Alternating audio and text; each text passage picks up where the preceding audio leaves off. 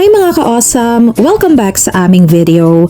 So kung nung last time ay sinamahan nyo kami sa aming morning walk, ngayon naman hindi namin palalampasin ang isa sa pinaka-inaabangang moment dito sa isla, ang iconic Boracay sunset. As you can see, habang palubog ang araw, unti-unti nang dumadami ang tao sa beachfront. Iba talaga ang energy dito kapag ganitong oras. Mas buhay na buhay ang paligid, pero at the same time, it's very serene pa rin.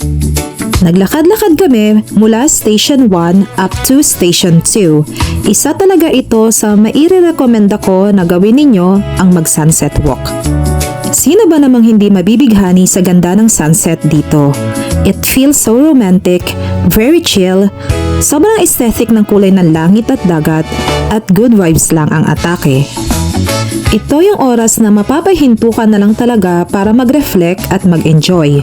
Kaya naman kitang-kita ninyo marami ang nagpapapicture, nagti-tiktok o kaya naman ay simpleng nakatambay lang sa dalampasigan para ma-feel ang moment. Dito, marami rin kayo makakasalamuhang mga locals, fellow tourists, at mga foreigners. Nakakatuwa kasi super diversified ng mga tao rito, pero halos lahat ay very accommodating and warming. At dito rin sa Boracay, feel free to be yourself. Huwag kayong mahihiya sa kung ano ang gusto nyong isuot or gawin. Dahil dito, everyone is welcome to enjoy the island in their own way.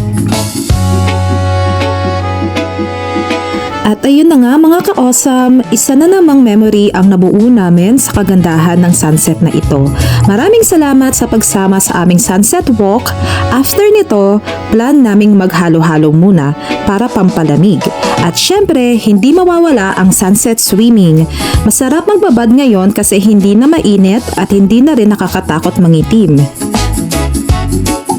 Sana na-enjoy nyo ang aming maikling walk tour, so let us know naman mga ka-awesome kung ano ang trip at routine nyo tuwing hapon. So thank you so much for watching guys. See you on our next video. Bye!